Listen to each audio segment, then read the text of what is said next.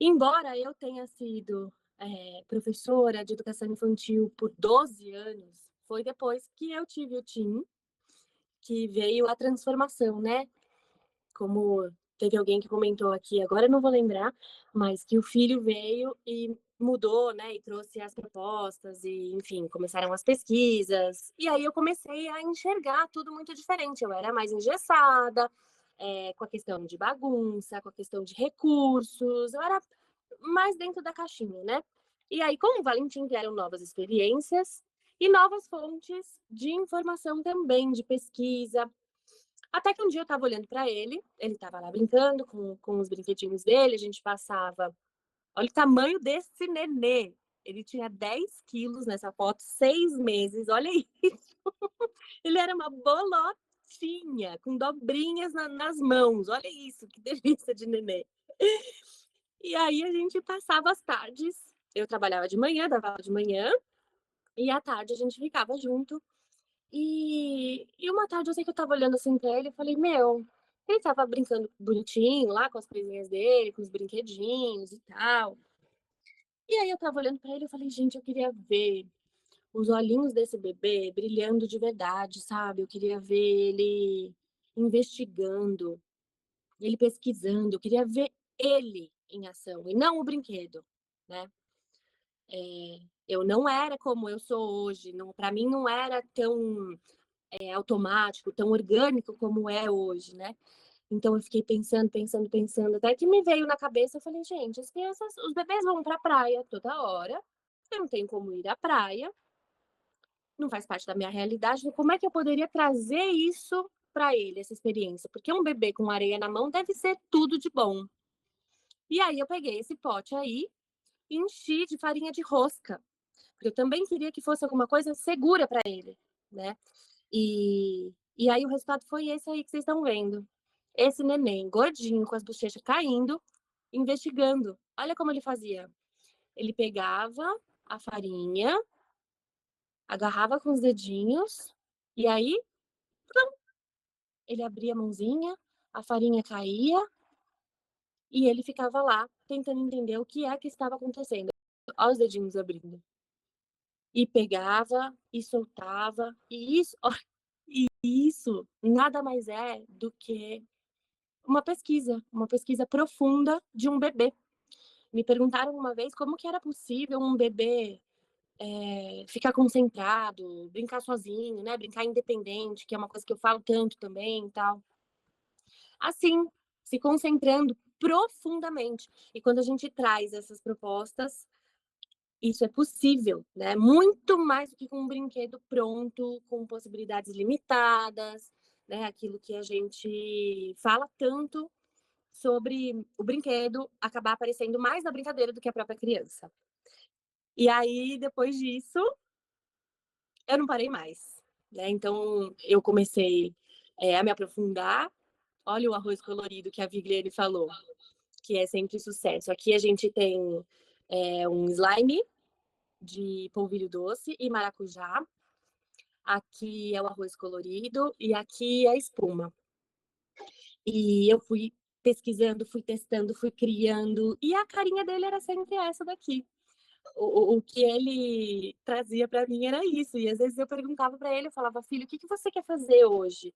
Você quer sair ou você quer brincar? Você quer fazer meleca?" E ele: "Meleca". Então, assim, eu saía muito com ele, eu ia muito para a natureza com ele, a gente passeava muito, mas também tinha muita exploração sensorial, eh, muita bagunça em uma, arroz é sucesso, em uma varanda minúscula. E aí vendo ele explorando em casa, né, a forma como ele brincava e tudo que eu estava descobrindo e que eu nunca achei que fosse ser possível, porque a gente tem uma amarra muito grande com relação à bagunça, né, muito, muito grande. Isso vem enraizado na gente desde a infância, né, de que não pode fazer bagunça, de que bagunça é é ruim, de que, enfim, deixa os adultos nervosos. Então, quando eu, trabalhava na escola, eu ficava mais, restrita, inclusive, pelo que as outras profissionais iam falar, iam reclamar de ter que limpar e tudo, embora eu limpasse a maior parte das coisas, as crianças me ajudassem a limpar, eu varria, as crianças varriam, eu sempre levei essa parte, mas assim, acabava ficando. E aí, quando eu comecei a pesquisar, a me aprofundar, a ver o desenvolvimento do meu filho acontecendo da forma como estava acontecendo, eu levei tudo isso para a escola, levei tudo isso para a sala. E foi incrível. Faz bagunça? Faz bagunça. Mas os processos cognitivos que a gente vê acontecendo na prática, eles valem a pena. Os testes, as pesquisas, as interações entre as crianças, né? Então, nessa imagem aqui de baixo, é uma massinha que eu espetei espaguete e dei aqueles macarrões Ave Maria, sabe? Tem Ave Maria e acho que é o Pai Nosso. É um macarrão que ele tem um furinho assim, né, no meio, para eles encaixarem. E qual é o desafio disso? Que se eles não forem com muito cuidado, o espaguete quebra. Então, assim, sem desperdício, eu tinha esse mesmo recurso que eu usava sempre, sempre, sempre, sempre, sempre, sempre. Eu não ficava pegando mais macarrão toda vez, né? Foi um tanto de macarrão que eu reservei para a gente fazer essa experiência, essa proposta, e que ela era maravilhosa sempre que eu oferecia, porque ela trabalha a coordenação motora, a cognição, a atenção, a calma nos movimentos, e aqui em cima também é o arroz, né? E mais em cima ainda é uma massinha com grãos no meio. Sempre gostei muito de trabalhar com grãos e é a mesma coisa, né? Sem desperdício. Então, aqui a gente já conversou, né? A intenção do nosso encontro, as nossas trocas. Já falamos um pouco sobre isso também, né? Como eu trouxe para vocês, né? A importância do brincar. Por que que eu falo tanto? Porque é muito mais do que a gente pode ver e muito mais coisa está acontecendo no cérebro da criança do que a gente pode acompanhar. Então, o que a gente vê numa cena como essa, como uma criança andando na mureta, é só o topo do iceberg.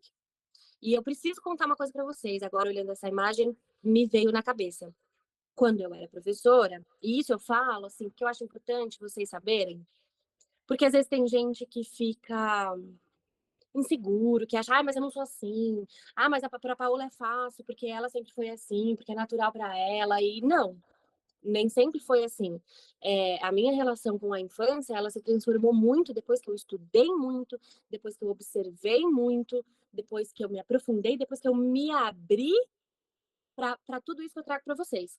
Então, eu faço questão de contar que eu trabalhava num clube, um clube bem grande lá em São Paulo, e a gente, um espaço muito privilegiado, com muita natureza, uma coisa maravilhosa, assim, um lugar maravilhoso para trabalhar, foi um lugar que me deu muita base, muita, uma escola maravilhosa.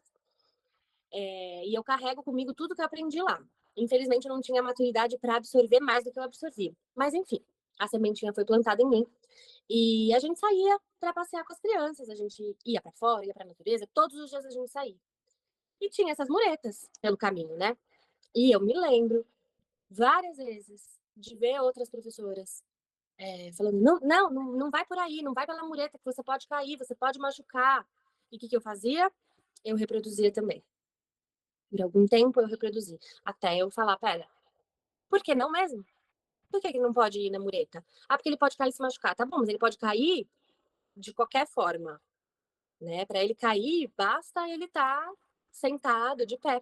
Então, não faz muito sentido. E quando uma criança está assim, andando na mureta, tem muito mais coisa acontecendo dentro do cérebro dela e do corpo dela que a gente não está enxergando.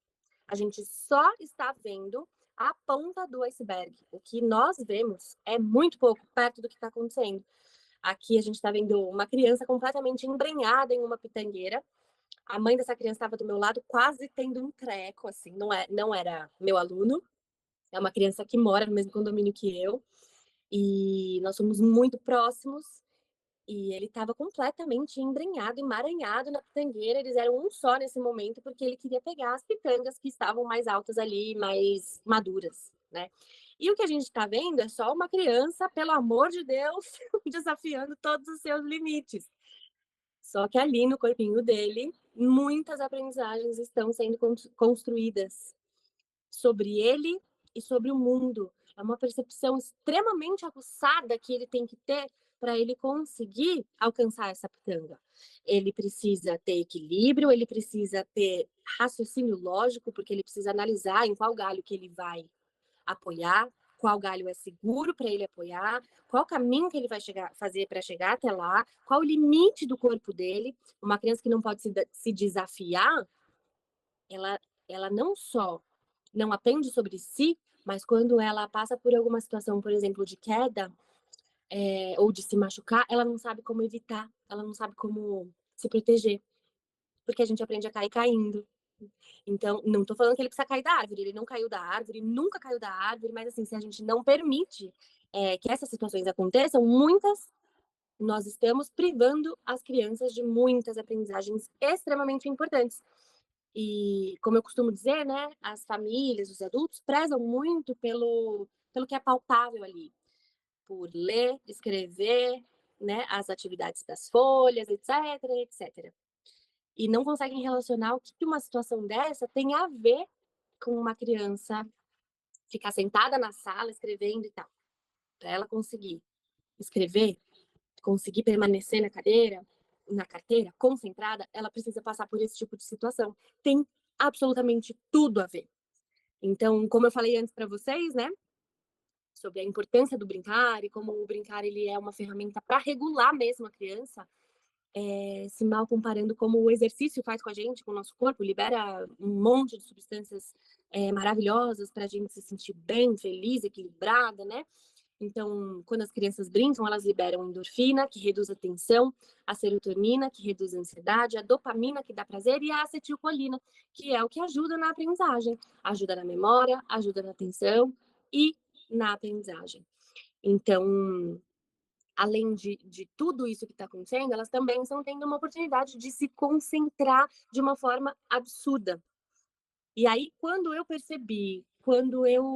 comecei a praticar cada vez mais essas propostas, a estudar, a ampliar o meu leque, o meu repertório, e comecei a ver na prática o desenvolvimento dos meus filhos, comecei a pegar muito, muito gosto por levar a palavra, né, do brincar livre, do deixa ser criança, literalmente deixa ser criança, né? Quando eu peguei gosto por tudo isso, eu queria expandir, eu quis expandir e fui em busca de expandir para outras crianças que não só as minhas, porque eu já tinha saído também da escola quando me veio essa necessidade absurda, essa pulsão absurda de buscar isso e de enxergar que eu precisava levar essa oportunidade tão preciosa, tão valiosa para outras crianças e outras famílias, para as famílias enxergarem o quão precioso é tudo isso. Então, aí surgiram as oficinas sensoriais, né? A palavra oficina, no caso, ela está relacionada à mão na massa, né? A aprender na prática. E o que são essas oficinas sensoriais que a gente tanto fala, né? Como a gente estava trocando até agora, eu sou oficineira, muitas de vocês que estão aqui conversando comigo, trocando comigo, colocam em prática, né, os conteúdos da comunidade, estão se tornando, já são oficineiras, estão se embrenhando agora nesse papel, nessa profissão, ou já vivem plenamente disso, mas tem gente que ainda não sabe e que não enxerga essa como uma possibilidade na nossa vida cotidiana, né? Então, o que são essas oficinas sensoriais que eu falo? Quando eu comecei, hoje em dia eu posto fotos lindíssimas, oficinas super cheias, né? E um repertório vasto. Inclusive, teve uma de nós, né? Uma das integrantes da comunidade, que outro dia me perguntou, mas Paola, como que você monta tão bonita as suas oficinas, né? Quando eu comecei, era assim, essa foi a minha primeira oficina, foi a minha primeira oficina. Eu não tinha, eu não tinha experiência, eu não tinha vivência, não tinha muitas crianças, eu não tinha muitos instrumentos, eu não tinha muita inspiração, eu só tinha muita, muita vontade de fazer isso acontecer e de mostrar para as famílias na prática, para elas enxergarem como é possível e importante se jogar nesse mundo sensorial, exploratório, de deixa ser criança. Então, as minhas primeiras oficinas, Isso aí, meu amor. As minhas primeiras oficinas, elas começaram assim, né, com poucos instrumentos, com pouco repertório, ainda meio tímidas. Eu estava entendendo o que eu estava fazendo, então elas serviram para eu chegar até aqui, nessa oficina. Se eu não tivesse passado por ali, eu não teria chegado até aqui. Então, nas minhas primeiras oficinas, eu observava, a cada oficina nova que eu fazia, eu observava como que as crianças exploravam, como que elas se portavam, o que elas estavam precisando, o que estava faltando, o que mais encantou aquelas crianças. Eu observava as crianças, eu tinha novas ideias.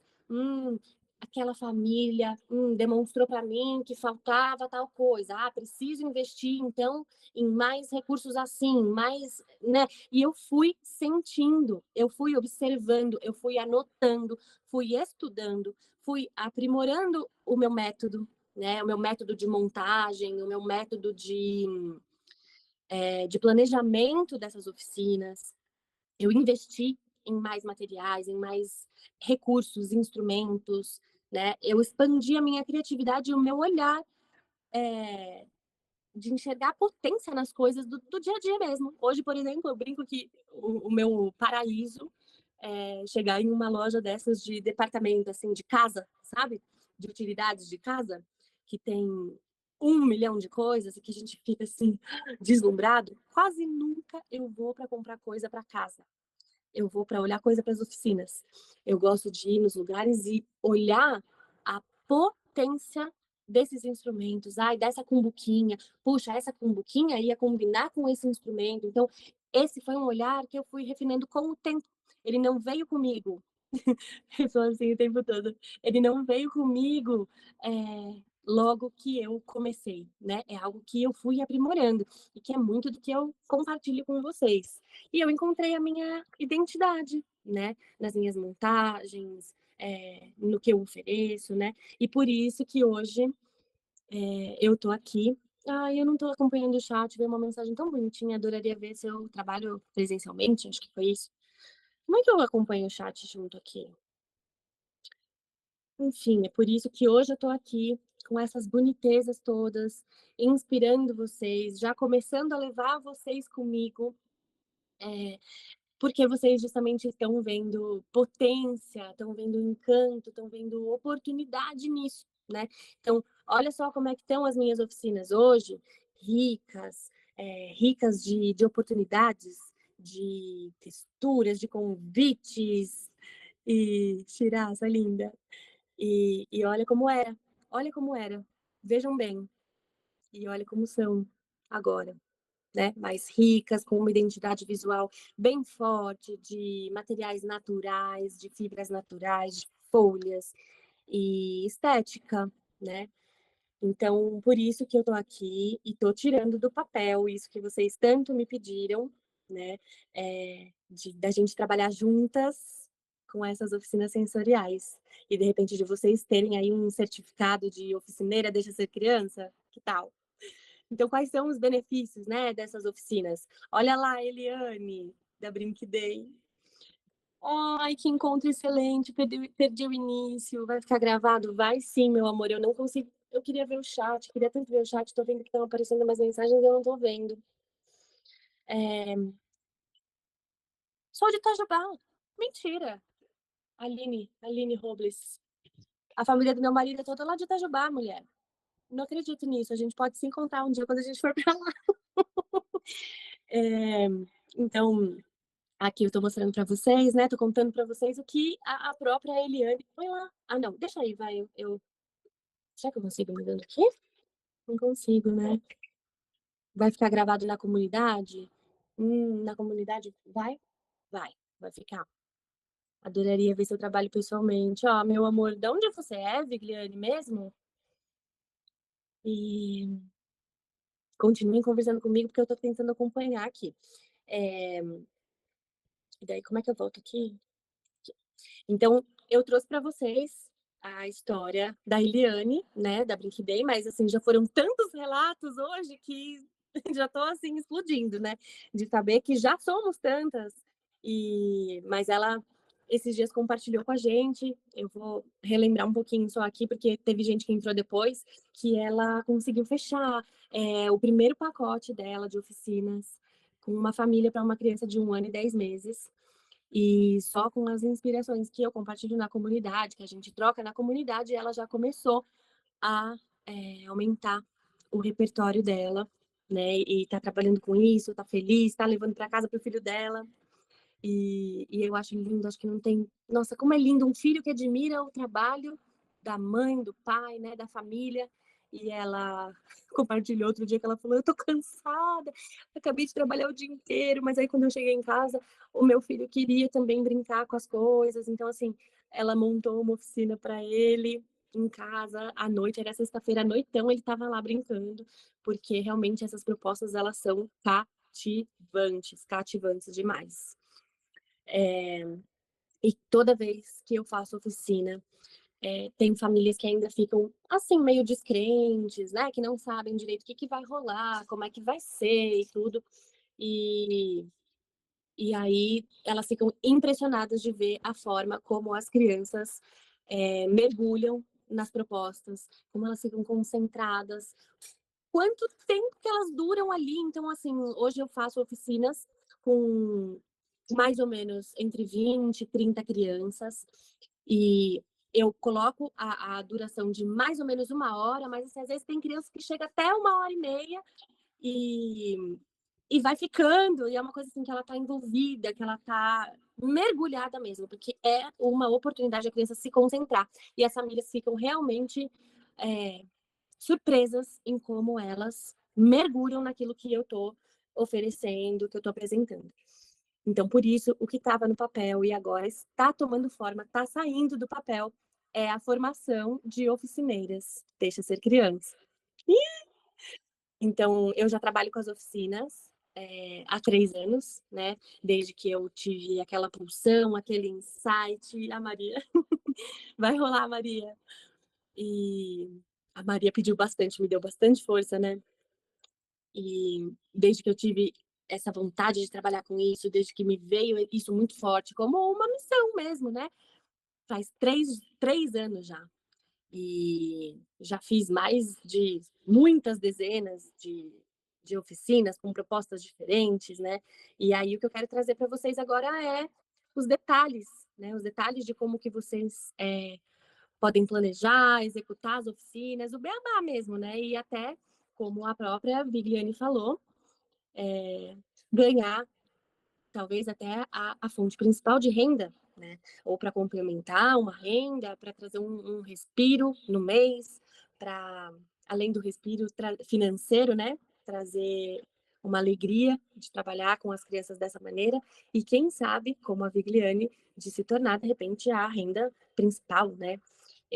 Tem muitas professoras na comunidade e eu sei que para muitas e para muita gente pode parecer improvável colocar em ação essas propostas com muitas crianças na sala, como eu falei para vocês, né? Mostrei um pouquinho para vocês, mas quando a gente aprende a planejar e aprende os caminhos para fazer esse planejamento rolar, essa oficina rolar, é super possível de acontecer. Então, é possível da gente fazer em casa, com um filho só, como foi o caso da Lívia, de fazer domiciliar, de fazer com muitas crianças, colônia de férias, fazer na escola. São muitas frentes, muitas possibilidades que enriquecem. Quero fazer disso uma renda, já faço. Aqui foi sucesso. Em uma oficina cheguei a ter, peraí, 35 crianças, que da hora, Vigliane. Então, dá para tirar mais de 1.000 e poucos aí. Então, assim, é uma boa renda, né, que a gente consegue fazer com as oficinas. Claro que eu não vou falar para vocês que é para se tornar o trabalho principal para qualquer pessoa, né, mas, mas é muito, muito interessante e pode ser uma possibilidade bem maravilhosa. Essas atividades sensoriais dá para usar com um bebê de 6 meses já sentando. Você precisa ficar atenta na introdução alimentar. para ficar ligada com relação a possíveis reações, né? Então, é interessante que se trabalhe com alimentos. Então, por exemplo, a beterraba, a tinta de beterraba, você pode usar só a beterraba, que ela já é um baita estímulo, né, para os bebezicos, já é um prato principal para uma exploração maravilhosa. Então, precisa ficar atenta com relação a isso, a introdução alimentar. Por uma questão de segurança, eu também costumo colocar as minhas oficinas a partir de 9 meses.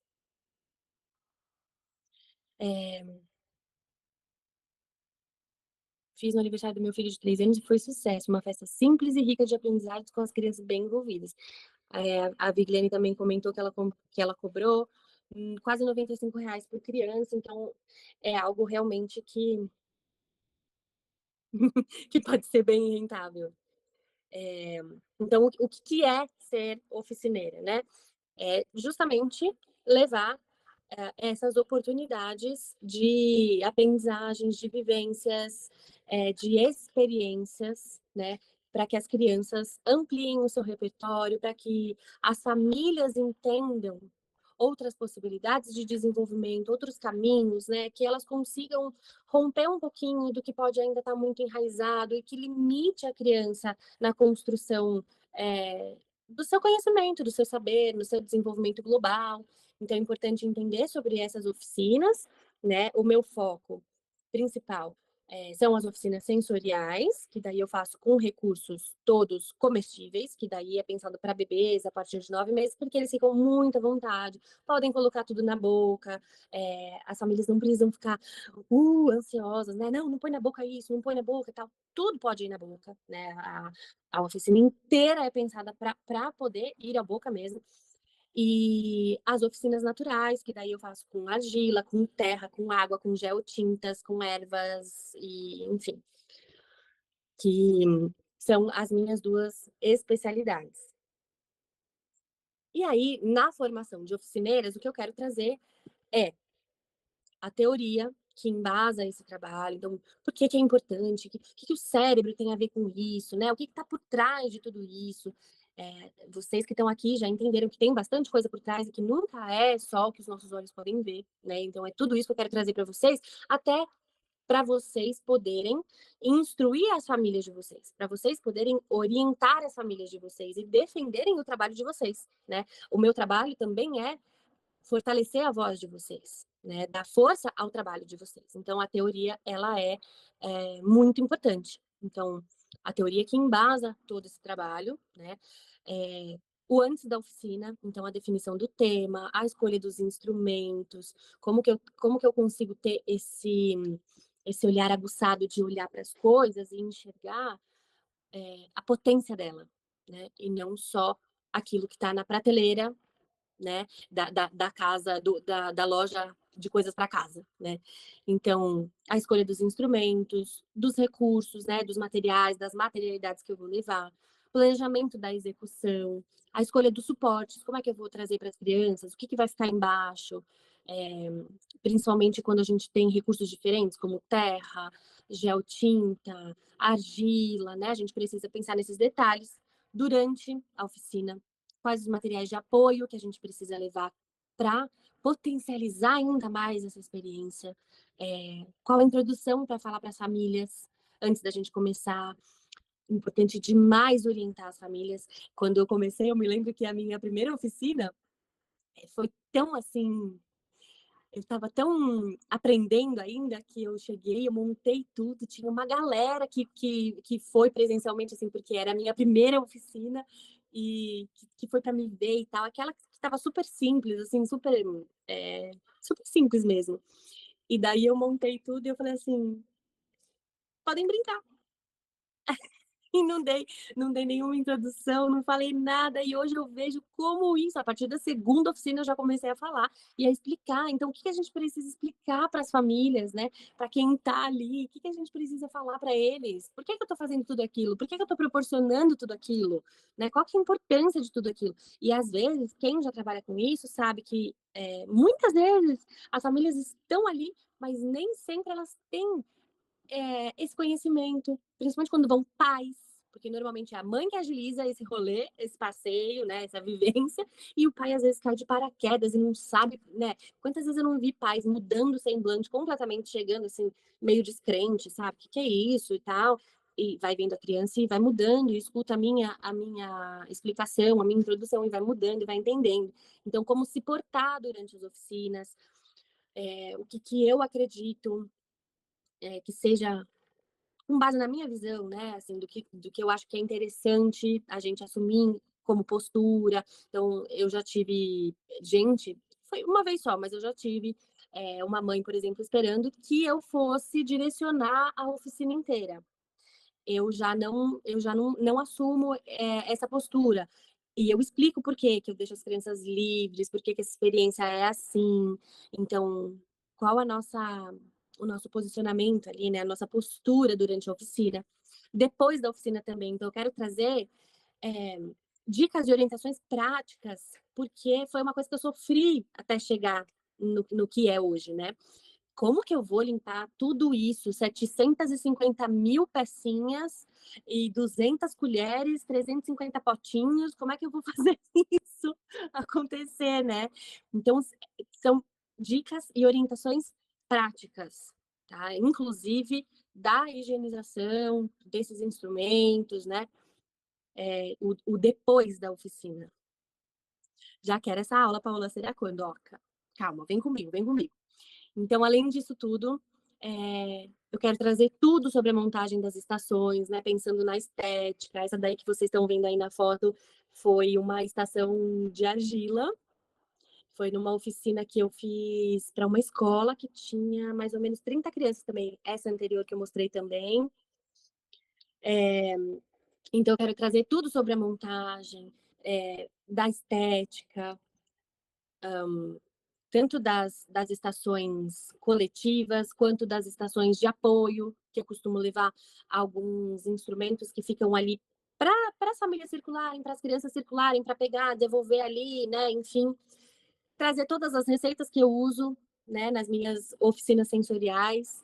Isso vocês têm na comunidade, né? Todas as que eu uso, elas já estão na comunidade, mas eu vou trazer também de uma outra maneira na formação das oficineiras.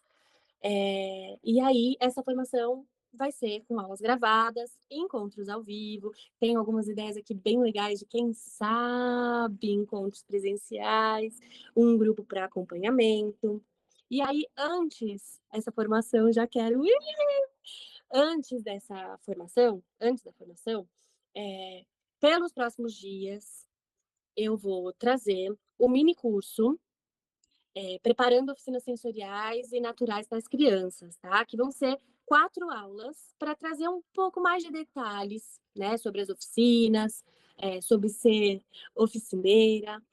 Eu vou trazer para vocês essas aulas, e aí, depois dessas aulas, vai rolar a formação das oficineiras. Aí eu vou trazer todos os detalhes para vocês, como que vai funcionar, né? Para daí, quem quiser se tornar uma oficineira com um certificado, deixa ser criança, aí vocês vão poder fazer a inscrição de vocês e terem esse acompanhamento mais de perto, todas essas informações esmiuçadas, e um grupo para trocas só sobre as oficinas, enfim, tudo voltado a, para as oficinas, para a formação das oficineiras. Tá bom, amores? Então tá vindo aí, olha, algumas imagens das minhas oficinas, cheias, cheias, cheias. E aí, aguardem pelos próximos dias, que vai rolar primeiro um mini curso, que vocês da comunidade, vocês já têm acesso, vocês vão ter acesso, o acesso vai ser liberado para vocês, e daí, posteriormente, vai rolar a formação. E aí vocês vão poder fazer a inscrição de vocês. Deixa eu ver como é que eu tiro isso. Parar a apresentação. Brinque Day. Ah, eu de novo. Você já podia fazer, né, o nosso grupo, né? E quando fazer, já está todo mundo reunido. Ah! Já adianta o processo. É verdade, né? Eu preciso pensar nesses detalhes. Como que a gente vai fazer? porque assim, vocês sabem que a intenção não é atropelar nada, é sempre entregar algo de muita qualidade, né, para vocês. Por isso até que eu preferi adiar, né, tanto o mini curso quanto a formação, adiar um pouquinho para que eu possa me dedicar 100% à produção das aulas, dos conteúdos, né? Então, assim, a gente está elaborando esses detalhes e daí eu vou chegar com todos eles muito em breve, inclusive sobre como que vai rolar esse acompanhamento, né, grupo, enfim. Vigliane me perguntou de onde eu sou. Eu moro em Jundiaí. Tem alguém de Jundiaí por aí? Eu já tive mulheres da comunidade que foram numa dessas oficinas que eu mostrei agora, mas elas não estão aqui. Foi a Bia Polo e foi mais uma que ela também é, tá fazendo oficinas. Que legal, Vigliane! De onde você é mesmo? Da onde? Ribeirão? Então, eu quero. Ribeirão Preto. Eu quero muito pensar da gente fazer mesmo esse encontro presencial das oficineiras, para, enfim, para agregar ainda mais, né? Para fortalecer ainda mais. Então, é, vai ser uma formação para vocês também tirarem do papel planos, possibilidades novas, caminhos novos, enfim, para adquirirem mais conhecimento, a gente trocar e se fortalecer nesse processo de, de levar vivências, informação, experiências e muito desenvolvimento para essas crianças, por uma infância mais natural, mais potente, mais livre e com muito mais voz, vez. Seu grupo é no WhatsApp ou no Telegram? O grupo da nossa comunidade, que já existe, ele é no Telegram. Ele é no Telegram. Se você ainda não está lá, é só falar com a Jaque do suporte. Você deve ter uma mensagem, né, no seu WhatsApp e pede para ela que ela te passa o link. Mas aí eu vou criar um grupo depois destinado às oficineiras em formação, que vai ser para quem